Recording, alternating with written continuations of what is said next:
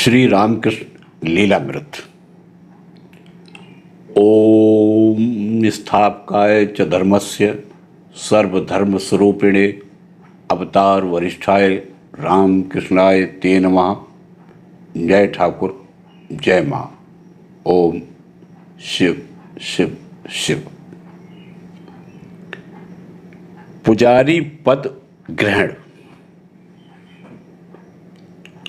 हम कह आए हैं कि देवी की प्राण प्रतिष्ठा के थोड़े ही दिनों के भीतर गदाधर दक्षिणेश्वर में ही रहने के लिए चला गया और वहाँ अपना समय आनंद से बिताने लगा।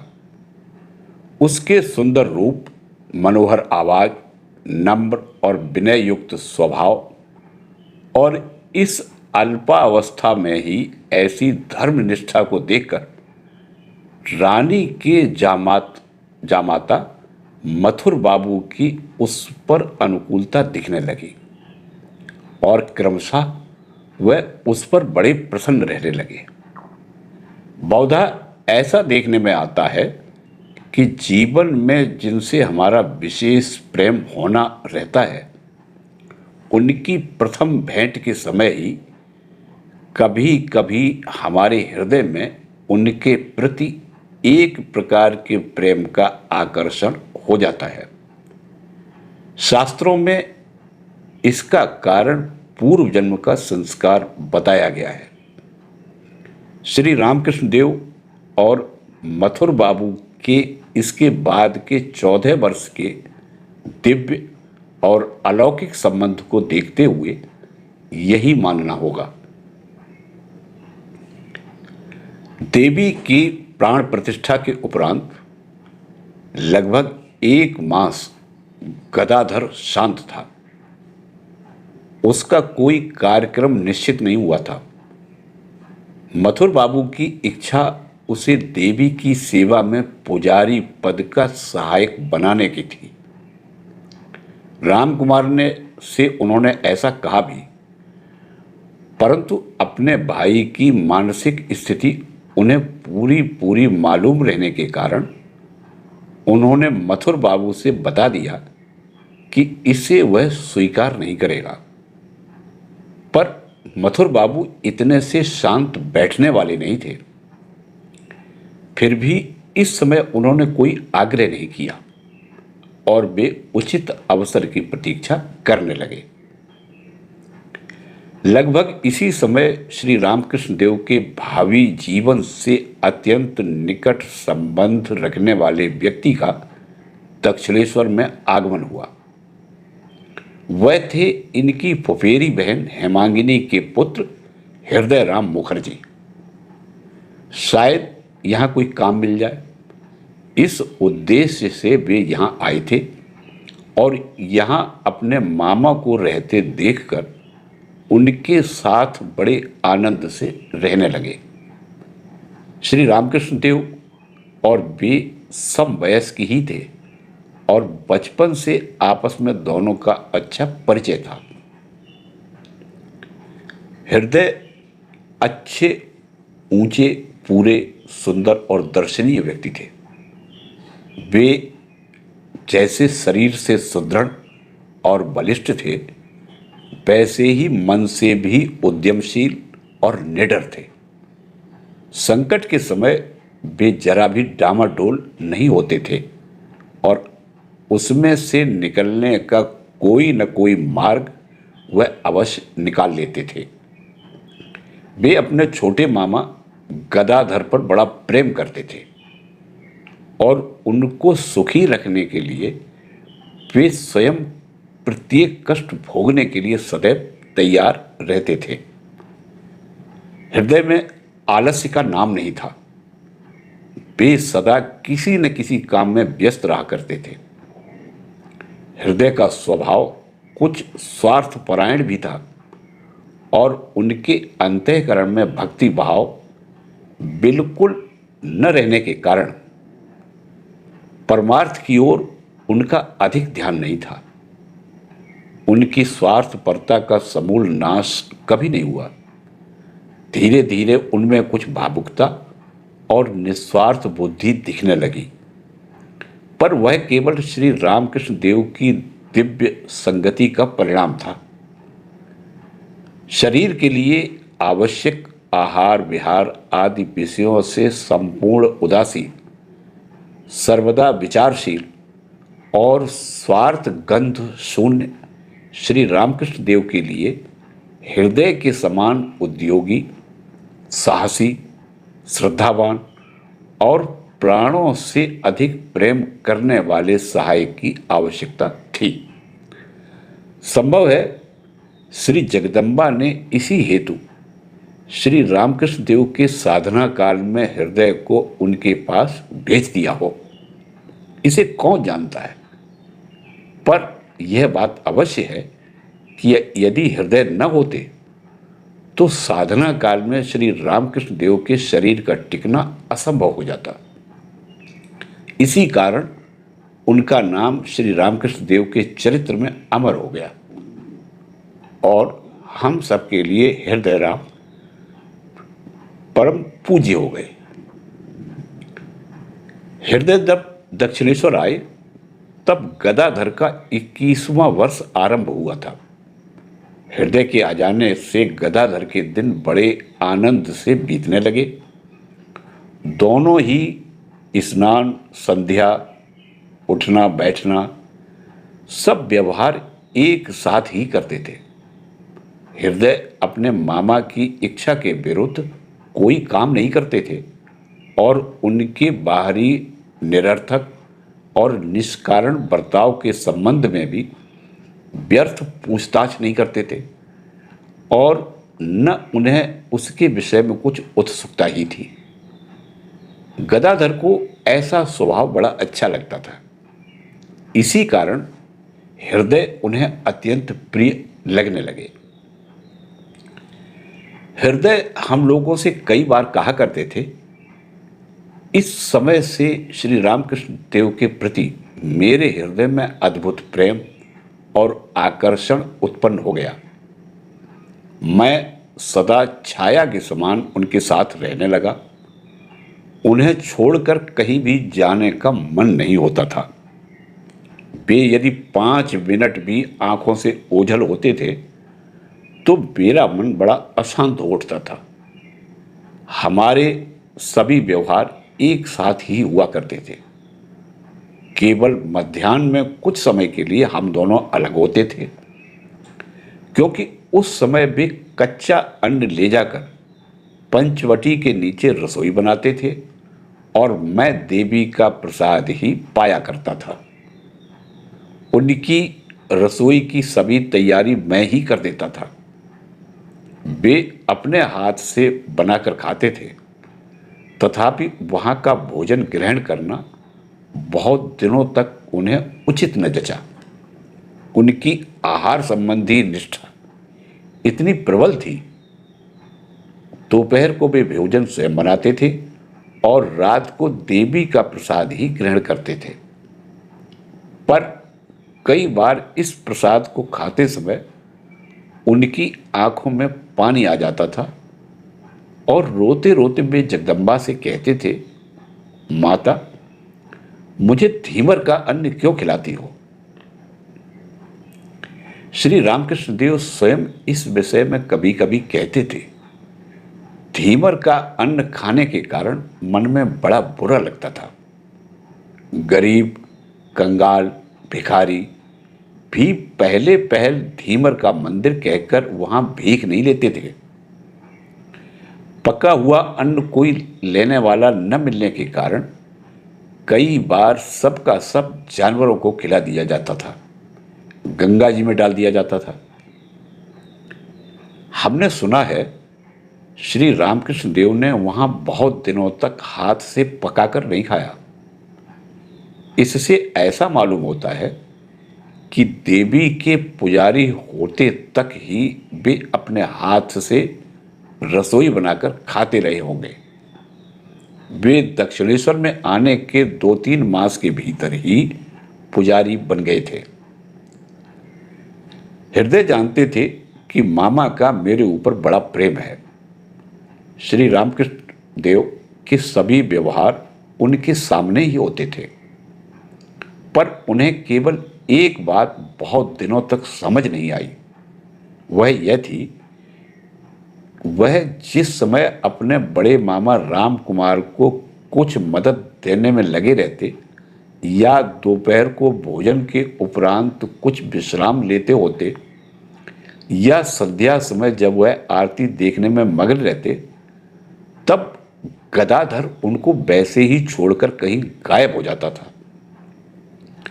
हृदय उसे बहुत ढूंढते थे पर पाते नहीं थे, और घंटे डेढ़ घंटे के बाद लौट आने पर मामा आप कहाँ गए थे, इस प्रश्न से वे स्पष्ट कुछ भी नहीं बताते थे। इधर ही था ऐसा कह देते थे। बहुत दिनों तक ताकते रहने से एक बार श्री रामकृष्ण देव पंचवटी की ओर से लौटते हुए दिखाई दिए। तब हृदय ने अंदाजा लगाया कि ये शौच के लिए गए होंगे। तब से उसने इस विषय में अधिक जांच नहीं की। हृदय कहते थे, एक दिन मामा की इच्छा हुई कि शिव मूर्ति बनाकर उसकी पूजा करें। बचपन से ही उन्हें उत्तम मूर्ति बनाना आता था। इच्छा होते ही उन्होंने गंगा जी की मृत्तिका लेकर नंदी और शिव दोनों की सुंदर प्रतिमाएं बना ली और उनकी पूजा में वे निमग्न हो गए। इतने में ही वहां मथुर बाबू सहज ही आ पहुंचे और इतनी तन्मयता से मामा क्या कर रहे हैं, यह देखते देखते उनकी दृष्टि इन प्रतिमाओं पर पड़ी। मूर्ति थी तो छोटी, पर बहुत उत्तम बनी थी। यह मूर्ति मामा ने ही तैयार की है, यह सुनकर मथुर बाबू को बड़ा आश्चर्य हुआ। पूजा होने के बाद उस मूर्ति को मुझसे लेकर उन्होंने पुनः बारीकी के साथ देखा और बड़े कौतूहल से उस मूर्ति को रानी के पास भी देखने के लिए भेज दिया। उसे देखकर रानी को भी अचरज मालूम हुआ। गदाधर का नौकर रखने की इच्छा से उन्हें बहुत दिनों से थी। गदाधर को नौकर रखने की इच्छा उन्हें बहुत दिनों से थी। आज उसके इस नए गुण को देखकर उनकी वह इच्छा और भी बढ़ गई और राम कुमार के द्वारा उन्होंने उससे नौकरी करने के लिए दोबारा पूछवाया। परंतु गदाधर ने एक भगवान के सिवाय मुझे दूसरी किसी की नौकरी नहीं करना है, यह उस स्पष्ट उत्तर दे दिया। नौकरी चाकरी के संबंध में इसी प्रकार का मत कई बार हमने श्री रामकृष्ण देव के मुंह से सुना है। साधारणतः स्थिति ठीक रहते हुए नौकरी करना मनुष्य के लिए बेहीनता समझते थे। अपने बाल भक्तों में से एक निरंजन की नौकरी का समाचार सुनकर वे बोल उठे, उसकी मृत्यु की वार्ता सुनकर मुझे जितना दुख न होता, उतना उसके नौकरी स्वीकार कर लेने की बात सुनकर हुआ है। कुछ दिनों बाद जब उससे भेंट हुई, तब उससे विदित हुआ कि गरीबी के कारण उसकी वृद्धा माता की व्यवस्था ठीक नहीं हो सकी थी। इसी कारण उसने नौकरी कर ली। तब उन्हें बड़ा आनंद हुआ और उसके शरीर और मुंह पर हाथ फेरते हुए उन्होंने बड़े प्रेम से कहा, कोई हर्ज नहीं, ऐसी अवस्था में नौकरी करने से तुझे कोई दोष नहीं लगेगा, पर यदि अपनी माता के लिए नहीं, स्वयं अपने ही कारण नौकरी स्वीकार करके तू यहां आता तो मुझे तुझको स्पर्श भी करते नहीं बनता। तभी तो मैंने कहा था कि मेरे निरंजन में तो किंचित भी अंजन अर्थात दोष नहीं है, और उसने यह बला कहां से बटोर ली। निरंजन के प्रति ये उद्गार सुनकर अन्य लोगों को बड़ा विस्मय हुआ। एक ने कहा भी, महाराज, आप नौकरी को इतनी दूषित मानते हैं, पर बिना नौकरी के गृहस्थी चले कैसे? श्री रामकृष्ण देव बोले, जिन्हें नौकरी करना हो वे खुशी से करें। मैं सभी को नौकरी से नहीं रोकता। बाल भक्तों की ओर इशारा करके मेरा कहना केवल इन्हीं के लिए है। इनकी बात अलग है और तुम लोगों की बात अलग है। आध्यात्मिक उन्नति और नौकरी का संयोग कभी नहीं हो सकता, यही उनका निश्चित मत था। इसी कारण वे बाल भक्तों को ऐसा उपदेश देते थे। बड़े भाई से मथुर बाबू की इच्छा जान लेने के बाद गदाधर मथुर बाबू के सामने आने या उन्हें दिखाई देने का अवसर टालने लगे, क्योंकि जैसे सत्य और धर्म के पालन करते समय वह किसी का कहना नहीं मानता था, उसी प्रकार किसी को व्यर्थ कष्ट देने में भी उसे प्राण संकट मालूम होता था। उसी प्रकार मन में बिना कोई आशा रखे गुणी व्यक्तियों के गुण का आदर करना और मानी व्यक्ति को सरल चित्त से मान देना उसका स्वभाव ही था।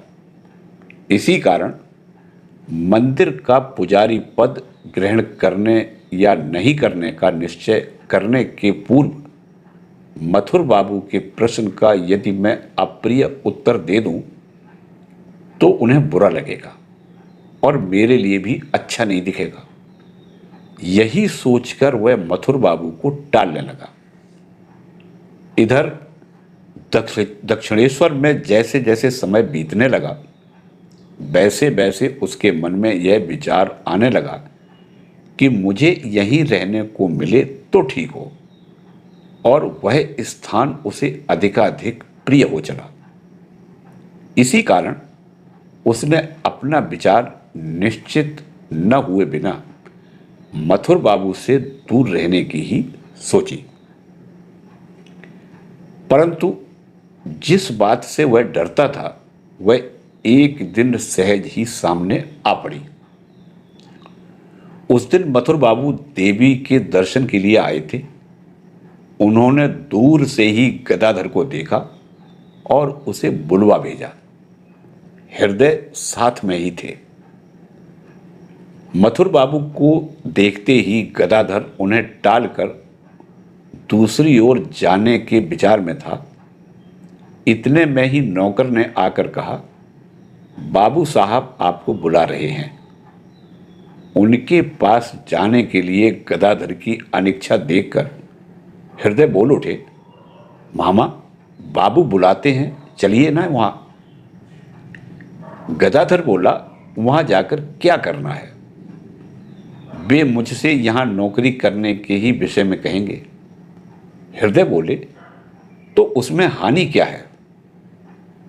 बड़ों के आश्रय में रहने में बुराई कौन सी है? गदाधर बोला, जन्म भर नौकरी करने की मेरी बिल्कुल ही इच्छा नहीं है। इसके सिवाय यहां नौकर हो जाने पर देवी के गहनों के लिए जवाबदार रहना होगा और उस तरह का झंझट मुझसे नहीं हो सकेगा। तथापि यदि तुम यह जवाबदारी स्वीकार करते हो तो नौकरी करने में कोई हर्ज नहीं है। हृदय तो नौकरी की खोज में ही यहां आए थे।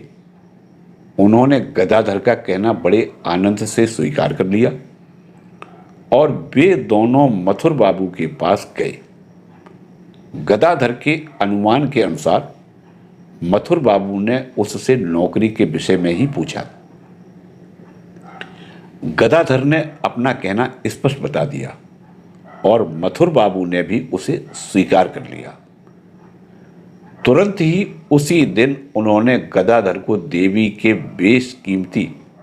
बेशकारी पद पर नियुक्त कर दिया और हृदय को उसका और राम कुमार का सहायक बना दिया। अपने भाई को नौकर होते देखकर राम कुमार निश्चिंत हो गए। इस प्रकार देवी की प्राण प्रतिष्ठा होने के 3 मास के भीतर ही गदाधर ने वहां का पुजारी पद स्वीकार कर लिया।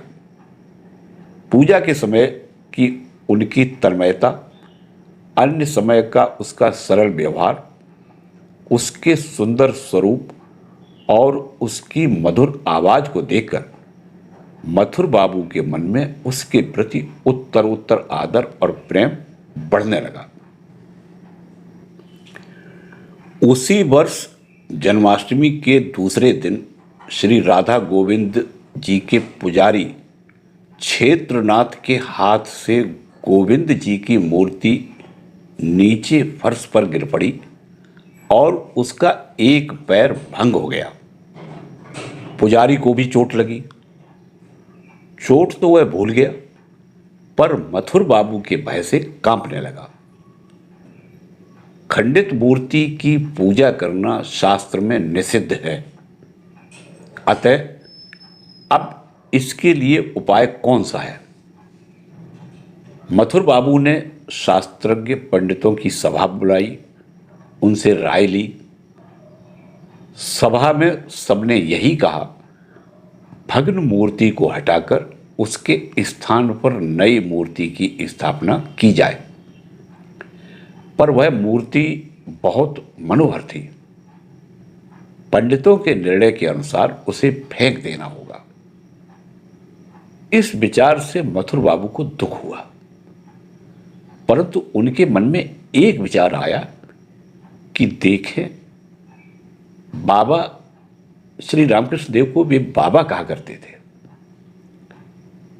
बाबा इस विषय में क्या कहते हैं? श्री रामकृष्ण देव से पूछते ही वे बोले, रानी के जमाइयों में से यदि किसी को चोट लगकर पैर टूट जाए तो क्या उसे वह फेंक देगी या उसके स्थान में दूसरे को बैठा देगी या उसी के पैर को दुरुस्त करने की व्यवस्था करेगी? यहां भी वैसा ही करना चाहिए। बाबा के इस निर्णय को सुनकर मथुर बाबू और अन्य लोग चकित हो गए और उन्हें बड़ा आनंद हुआ। इतनी सरल सी बात किसी को कैसे नहीं सूझी? इतने समय तक जिस मूर्ति को गोविंद जी के दिव्य आविर्भाव से जीवित मानते थे और उसी प्रकार की दृढ़ श्रद्धा विश्वास सब लोग मन में रखते थे, क्या आज उसी मूर्ति के पैर टूटते ही वह सब उसी के साथ नष्ट हो गया? इतने दिनों तक जिस मूर्ति का आश्रय लेकर श्री भगवान की पूजा करके उनके प्रति अपने हृदय की भक्ति और प्रेम अर्पण किया करते थे, वह सब क्या उस मूर्ति के एक पैर के टूटते ही सच्चे भक्त के हृदय में से नष्ट हो जाएगा? अथवा भक्त का प्रेम क्या मूर्ति के ही आकार का होता है और उस मूर्ति के अवयव में थोड़ा बहुत अंतर पड़ते ही क्या उसी मात्रा में वह प्रेम भी कम हो जाया करता है? उन पंडितों में से कुछ को तो श्री रामकृष्ण देव का निर्णय मान्य हुआ, पर कुछ को नहीं। मथुर बाबू ने बाबा का निर्णय मान लिया। श्री रामकृष्ण देव ने उस टूटे हुए पैर को इस खूबी के साथ जोड़ दिया कि उस मूर्ति का पैर टूटा है या नहीं, यह किसी के ध्यान में भी नहीं आ सकता था। मूर्ति भंग होने का पता पाते ही मथुर बाबू ने एक नई मूर्ति तैयार करने के लिए एक कारीगर से कह दिया था। नई मूर्ति आने पर वह वहीं राधा गोविंद के मंदिर में ही एक और वैसे ही रख दी गई और पुरानी ही मूर्ति की पुनः प्राण प्रतिष्ठा कर दी गई। वह दूसरी मूर्ति वहां अभी भी वैसी ही रखी हुई है। मथुर बाबू ने क्षेत्रनाथ को काम से अलग कर दिया और उसके स्थान में गदाधर की नियुक्ति कर दी और हृदय राम कुमार के हाथ के नीचे रख दिया गया। हृदय कहता था, मामा की पूजा एक दर्शनीय वस्तु थी। जो उसे देखता था वही मुग्ध हो जाता था। उसी तरह उनका गायन भी था। उसे जो सुनता था वह कभी नहीं बोलता था। उनके गायन में उस्तादी ढंग का हाथ आदि का हिलाना नहीं होता था। उसमें रहती थी केवल ताल लय की विशुद्धता और गायन के पद में वर्णित विषय के साथ तन्मयता, जिसके कारण सुनने वाले का हृदय भी उनकी मधुर आवाज से हिल जाता था और वह उस पद के भाव में तन्मय हो जाता था। भाव संगीत का प्राण है। यह बात उनका गायन सुनकर निश्चय हो जाती थी और ताल लय की विशुद्धता हुए बिना यह भाव यथोचित रीति से प्रकट नहीं होता। यह बात भी दूसरों के गायन के साथ उनके गायन की तुलना करने से मालूम हो जाती थी। रानी रासमणि को इनका गायन बड़ा प्रिय था और जब जब वे देवी के दर्शनार्थ आती थी तब तब इनसे गायन सुना करती थी। इनके गीत इतने मधुर होने का एक और भी कारण है। वे गाते समय इतने तन्मय हो जाते थे कि उन्हें दूसरे को गाना सुनाने का ध्यान ही नहीं रह जाता था। जिस पद को वे गाते थे उसी के विषय में ऐसे मग्न हो जाते थे कि किसी दूसरी ओर उनका ध्यान ही नहीं जाता था। अत्यंत भक्तिपूर्वक गाने वाले भी श्रोता गणों से थोड़ी बहुत प्रशंसा पाने की इच्छा तो रखते ही है, पर श्री रामकृष्ण देव में यह बात नहीं थी। यदि उनके गायन की प्रशंसा किसी ने की तो वे सचमुच यही समझते थे कि उस पद के विषय की ही प्रशंसा की जा रही है, न कि उनकी आवाज की। हृदय कहते थे, देवी के सामने बैठकर पद, भजन आदि गाते समय उनकी आंखों से लगातार अश्रुधारा बह चलती थी और उससे उनका वक्ष स्थल भीग जाता था। पूजा में वे ऐसे तन्मय हो जाते थे कि उस समय यदि वहां कोई आ जाए या पास में खड़ा हो जाए तो उनका उसका भान नहीं होता था। श्री रामकृष्ण देव स्वयं कहते थे कि अंगन्यास इत्यादि करते समय वे मंत्र उज्ज्वल अक्षरों में मेरे शरीर पर मुझे प्रत्यक्ष दिखाई देते थे। सर्पाकार कुंडलिनी शक्ति के सुषुम्ना मार्ग से सहस्रार कमल की ओर जाते समय शरीर के जिस जिस अंग को छोड़कर वह आगे जाती थी उस अंग का तत्काल निस्पंद, बधिर और मृतवत होना मुझे प्रत्यक्ष अनुभव होता था। पूजा पद्धति के विधान के अनुसार रम इति जलधारणा वायु प्राकारम विचिन्त्य, अर्थात अपने को चारों ओर पानी की धारा से घेर कर पूजक अपने चारों ओर अग्नि का घेरा हो गया है, अतः कोई भी विघ्न उस स्थान में अब नहीं आ सकता, ऐसा चिंतन करे।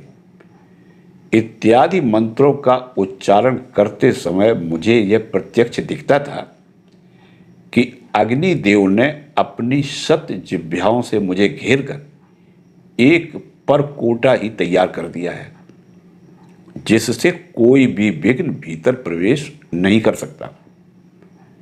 हृदय कहता था, पूजा के समय के उनके तेज पुंज शरीर और तन्मयता को देखकर दर्शक लोग आपस में कहा करते थे कि साक्षात ब्रह्मण्य देव ही नर देह धारण करके पूजा तो नहीं कर रहा है। दक्षिणेश्वर की नौकरी कर लेने पर राम कुमार का आर्थिक कष्ट तो कुछ कम हो गया, पर अपने छोटे भाई की उत्तरोत्तर बढ़ती हुई उदासीनता और निर्जन प्रियता से उन्हें बड़ी चिंता होने लगी। उसका किसी विषय में उत्साह न रहना और हृदय के अतिरिक्त अन्य किसी से बहुत बोलचाल भी न करना इत्यादि बातों से रामकुमार सोचने लगे कि शायद उसे घर की और माता की याद अधिक आने के कारण वह इस प्रकार उदास रहता है। पर कितने ही दिन बीत जाने पर भी उसके मुंह से घर जाने की बात ही नहीं निकलती थी और यह देखकर उसके स्वभाव में ऐसा परिवर्तन होने का कोई कारण रामकुमार की समझ में नहीं आता था। इसके बाद मथुर बाबू ने जब उसे पुजारी के पद पर नियुक्त कर दिया तब रामकुमार को कुछ अच्छा लगा। इधर रामकुमार की तबीयत भी ठीक नहीं रहती थी और उन्हें बारंबार यही चिंता रहती थी कि कहीं बीच में ही उनका निधन हो गया तो उनके कुटुंब का क्या हाल होगा। इसी कारण छोटे भाई को पुजारी का सब काम पूरा पूरा सिखाकर उसे अपने बाद 4 पैसे कमाने योग्य बनाने की चिंता भी करते थे। इसी इरादे से रामकुमार ने गदाधर को देवी की पूजा, चंडी पाठ आदि सिखलाना शुरू किया। गदाधर ने अपनी अलौकिक स्मरण शक्ति के कारण इन सब बातों को तुरंत ही सीख लिया और पूजा के समय इनका उपयोग करना भी आरंभ कर दिया। यह देखकर रामकुमार को अच्छा लगा और मथुर बाबू की सम्मति से गदाधर को श्री देवी की पूजा करने के लिए कहकर वे स्वयं श्री राधा गोविंद जी की पूजा करने लगे। शक्ति दीक्षा लिए बिना देवी की पूजा करना अनुचित समझकर गदाधर ने श्री केनाराम भट्टाचार्य नामक एक शक्ति उपासक और उच्च श्रेणी के साधक से शक्ति की दीक्षा ले ली। ऐसा कहते हैं कि शक्ति की दीक्षा लेते ही गदाधर को भावावेश प्राप्त हो गया।